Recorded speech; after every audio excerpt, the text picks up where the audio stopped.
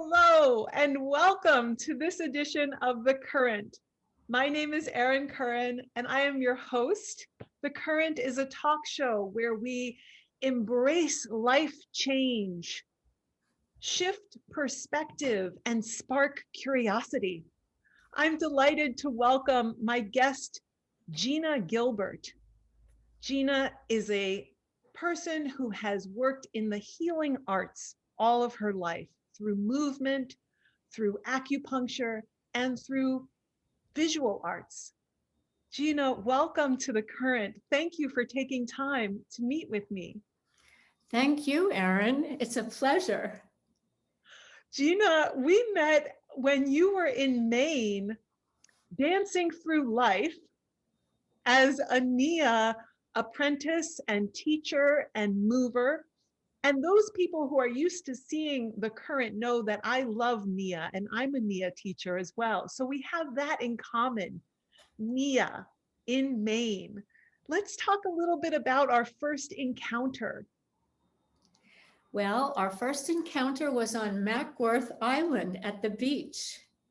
And we decided we were going to walk through the woods and the drifts and the beach and dance. That's right. And it was incredible. It was incredible. And this morning I was thinking about our interview today, and I pulled up a book called Horror Diagnosis: Reflections on the Sea, which is a book that was written by one of my acupuncture teachers, Kiko Matsumoto. And so, you know, a lot of our time together was spent at the beach on the water, which was really wonderful, dancing on the land next to the water. Yes, and you know, that's you were called to come to Maine during the pandemic, and you had the opportunity to reside and enhance a friend's home while here. And you currently reside in, I want to Maine, say Pennsylvania, actually. Pennsylvania, but plan on coming back to Maine. Is that correct? I do. I've been on a journey. I'm from Philadelphia, which is near where I am currently. I just moved here a few weeks ago to this apartment, and friends of mine who were my first massage clients in the 80s sent me to Maine to take care of their house and set it up for them, because the husband of the couple has Parkinson's disease. So they asked me to go up to Maine and make it a home for them. So it was in the woods on a lake, and I, was sewing for the home. I was making curtains. I was dancing on the dock and doing Nia and moving to heal with Casey Bernstein up in Maine while I was in Maine. I know what drew me to Nia, and back in 2007, 2008, that's my chime on my clock. I was drawn to Nia. I was in a dark period and I wanted more opportunities to dance and move. And that was the beginning of my Nia journey back over 11 years ago now, 12 years. What drew you to the movement form of Nia? My husband had cancer, and a dear friend of mine had cancer, bone cancer. And she invited me to a Nia class at a cancer support center with Lisa Zarin. And I didn't know what Nia was. She said, you have to come and check it out. So I went to the class, and the music came on. It was Latin music, and my mother was born and raised in Brazil, and she was a pianist too. And all of a sudden it was like, wow, this is for me. And I started to dance. And it was the beginning of my love for Nia. And then I went to Canada, I went to Oregon, and I took a lot of different Nia trainings. And just completely fell in love with it. I fell in love with, of course, Maine. I had been there many, many times during my life in Philadelphia, because these friends of mine have had this home a long time, and this property, I should say. So that's part of, it's been a lot of water travel for Nia journeys, and dancing and community. I think that's the best thing I can say about Nia, is the community that I found with it during a time that was very difficult for me. And I love that you're mentioning community. It's one of the focal points of the show. I love to ask guests how they cultivate and how they sense community.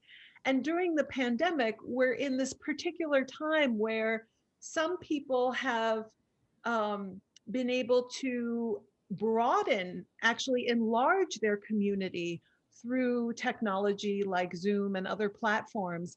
And I know that the NIA community, I think, there's been a general strengthening through the online conversations, groups, calls that happen weekly and monthly. Do you sense that even during this pandemic, do you sense that community with NIA? I do. I've had a lot of interactions on Zoom with NIA teachers all over the world. And my daughter is in California. So I went out to California early in 2017. I went out to California and danced in California, lived in a little canoe for a while on the ocean and danced, and then went down to Ojai and found a community there of people who were doing dog massage and studied dog massage. So it's been an incredible journey of community and interacting with different people. Every place that I went, I found Nia and I danced. That's amazing. And I want to talk about the body. Of course, Nia, for me, Nia has helped me feel at home in my body, has helped me embrace sensation and awareness of sensation in my body, in life. And I think that's what I mean when I say dancing through life. It's this sense of being in the flow, being in the current, if you will, energetically of my life, and making choices for pleasure and choices for growth. And that's a lot about what this show is about, regardless of who we're talking to. And when you think about the body, and I know you approach the body so many different ways. You have your energy work, massage, and you also have your visual art that incorporates the body form. I wonder if you might talk a little bit about the body, and then and you can do that by means of massage or your art. I want to touch on both. So how would you like to enter the body? Well, I have been a body worker for 40 years. And I've also been doing Lifecasting for a long time, which is placing plaster coated bandages on the body and making images of different people's bodies in different positions. And I'm sharing right now your website so viewers can see examples of your work. Thank you. Thank you. One of the things that's great about Nia is that it's for everybody. And I have cast a lot of people, hundreds and hundreds of people. And I was actually in an art course once where I was casting a gentleman who said when he was under the bandages that he felt like he was in a womb. So it's kind of a birthing of yourself in a different form and a way of looking at yourself. It's wonderful for people in all bodies, people who have eating disorders and can look at themselves in a different light and, as beautiful in a cast and then had a new vision of themselves as well. Yes. And I've touched people, for such a long time that for me, the body is a way of connecting with your soul, And here I am in this picture, by the way, at the dog school. It's called the Ojai School of Canine Massage. And I just love dogs. I love animals. And so I went out to study this canine massage, and they invited me to come and massage some of the people and the dogs in one of the sessions. And these are some pictures of, of my work that you're showing. And here is one of the students from the class, and I'm demonstrating how body work can help people and animals. Because a lot of people will say to me, "What? You massage dogs? Is that a thing?" And yes, it is a thing, because dogs are so unconditional and so loving, and they need nurturing too. And in fact, you have another website entirely devoted to your work with dogs, which I'll share now. This this AcuDog Wellness. Yeah, this is a picture of me quite a while ago with one of my son's dogs, two of my son's dogs, who one has since died, and now he has a new puppy that I am now taking to dog training school. And they just asked me yesterday when I was there if I would teach some acupressure for the dogs. And then they're going to have freestyle dancing classes that I'm going to take her to. And we're going to learn how to dance together, which I think is another amazing thing. Because when I was up in Washington State, I visited a veterinarian who had a client who was in her 80s with dogs. And she introduced me to freestyle dancing with dogs and told me that's how she got her exercise. So I've heard of dancing with goats. You often hear of yoga with goats. There's Nia with horses. There's all kinds of animal inclusivity. If someone is watching here at home and they have a dog, or maybe more than one dog, and they're curious about this idea of dog massage. I mean, I think everyone's accustomed to rubbing their dog, petting their dog, rubbing the belly.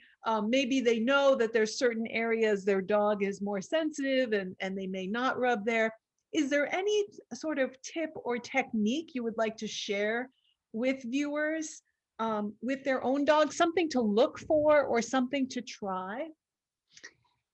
Well, I think it's a very individual thing. And my background with acupressure and dogs comes from my background as an acupuncturist.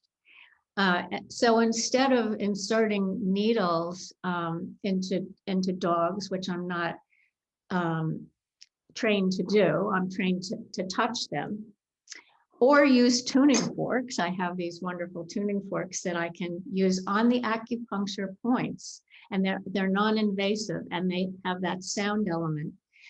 And I just think that the way to approach an animal is to just, kind of like, what's the word I want to say? Like, feel into the animal to see what do they like? Because they will tell you. They are extremely communicative, and they will tell you what they like. And my sister has an amazing dog, who's a therapy dog. She takes him to hospitals to help cheer up the people. And every time I come, he's so excited. He waits at the door for me, and I give him a big hug. And he tells me, hey, my ears need touching. He had ear infections for about a year before I started massaging him when I was out in California. She's in New Jersey. And I started massaging him, and suddenly he didn't have any more ear infections. We don't know why, but we just know that's what happened. how did the dog tell you that he wanted his ears rubbed? What explain that to viewers. That is a really good question. It's kind of like you just feel the energy and you touch, their bodies, and all of a sudden, like it's an intuitive thing. You just develop your intuition. And that is the communication you have with a dog anyway, So if someone wanted to practice and maybe get better at sensing their intuition vis-a-vis their dog or in their life, would you recommend they start by maybe getting quiet and being with the animal, noticing what it feels like to be in the presence of the animal simply? Yeah, they love to play. They're like children.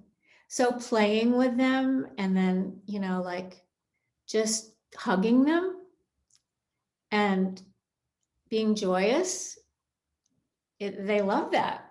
There's not it's not a complicated thing. You can put your hand on their hearts, and you can put your hand on the back of their necks, and you can just kind of hold. This is a technique I learned for all animals, including horses, when I was taking a course in Pennsylvania about healing touch for animals, which grew out of healing touch for humans. Yeah, beautiful. And yeah, it was an incredible opportunity, because I had never been around horses for massage. And there I was in the rink with a lot of other people that had been around horses and were comfortable with them. And I wasn't. So that was just so great. I had that community of people, again, community, and we were working with horses, massaging and touching them, just touching their hearts. And some of them would just go right down to the ground. And it was like, wow. And then I did another course in Ojai with horses, where one of the women in the group who had gone through a terrible tragedy, she was from Australia, got into the ring with a horse, and she lay down on the ground next to the horse, and the horse lay next to her. It was just brought tears to everyone's eyes. It was incredible. Wow. Such powerful communication happens non-verbally. And I think majority of communication happens non-verbally. If we believe the scientists who study and break down meaning in conversation and exchange. And I wonder if that might segue us into a little more about the visual arts that you're engaged with, particularly textiles. If we might segue into what draws you to working with fabric, to the touch and use of textiles in your art. Well, I've been sewing all my life, and my father actually sewed a coat for me when I was about 4 years old. And so when I was growing up, we didn't have a lot of money. And so I decided I was going to make clothes for myself, and I started to sew. And I just loved fabrics. I loved color. I mean, I think it's what had a lot to do with my textile art. And my father was an artist. He was a painter too, and they had a school. So I've just been sewing and playing with fabrics my whole life. And all of a sudden, recently, I was invited to a new sewing studio. And by the way, that is a canopy that I made for my daughter's wedding that was inspired by some of Matisse's work. Yeah. It's called a huppah. It's called a wedding huppah. It's joyous. I love how fabrics feel. I like the tactile, and we need fabric to keep us warm in a practical way. And these are actually images of kids' drawings, and that I turned into quilts. I had this little business called Kids Art on Quilts, and this was an 8-year-old's drawing of a boy peeing. so Love that. it's fun. I mean, it's just a lot of fun, sewing and collaging and quilting. So I've been doing that a little bit on Zoom too, and with a pandemic, as a way of helping, educate people about the math of sewing, the reference of just, I mean, there's just, and also this is an exhibit I did in California when I was out in California in Half Moon Bay when I was living in a canoe. So that was pretty fun. How does one live in a canoe? I was walking on the beach one day in Half Moon Bay with my daughter, and there was a house that was just amazing. It was like a magical garden. And there was a sign outside, if you're interested in my art, call this number. And it was a big sculptor. And I said, I'm interested. So I called the number, I went to his house, I knocked on the door, and I said, by the way, I said, your art is amazing. Do you have any rentals here? Because it was kind of like a compound on the ocean. And he said, well, the only thing I have is this canoe that I've turned into a guest house. And it was actually a canoe that he rescued from Costa Rica and put a roof over and windows with no door. And I said, okay, I'll take it. And I stayed in the canoe, and I'd wake up in the morning, walk on the ocean, go back in the canoe, and I met so many people, and I started dancing, and it was right next to a dance studio. I love that. I love that. Just saying, when I lived in the canoe, back when I lived in the canoe, Gina, I can't believe our time is almost up together. It's flown by. I wonder if someone wants to be in touch with you, we have your websites. I'll put those in the description so people can find you and contact you. Are there any parting words of wisdom or things that are energizing you that you'd like to share with viewers? I just want to open it up to you. Thank you, Erin. I love that idea. I would love people to contact me if they would like to learn how to massage their dogs, bond with their dogs in new ways, if they would like to learn how to sew, and maybe have pictures of their animals in their quilts, and tell stories with their quilts. I guess I would say that I love doing storytelling, and I'm so grateful to you for inviting me to be on your show to tell my story. And I invite other people to join me if they want to tell their stories, and in whatever way and form it is. And also, if they want to learn how to massage and be closer to their animals or their humans in a different way, a connecting way. Yeah. Dance. Massage, there's so many parallels and threads that run through everything you said. When I dance barefoot in Nia, it's as if the earth is massaging my feet. There's that element.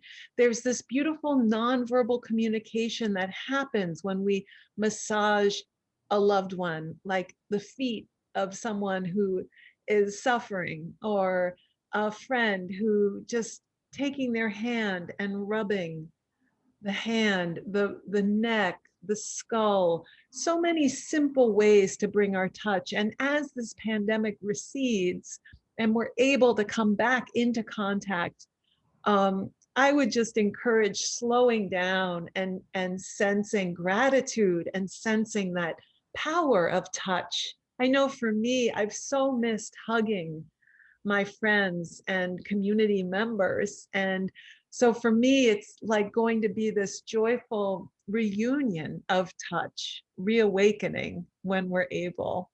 Oh, I agree. And I just want to say one other thing. When I went out to California, I took a course with a group called Acupuncture Without Borders.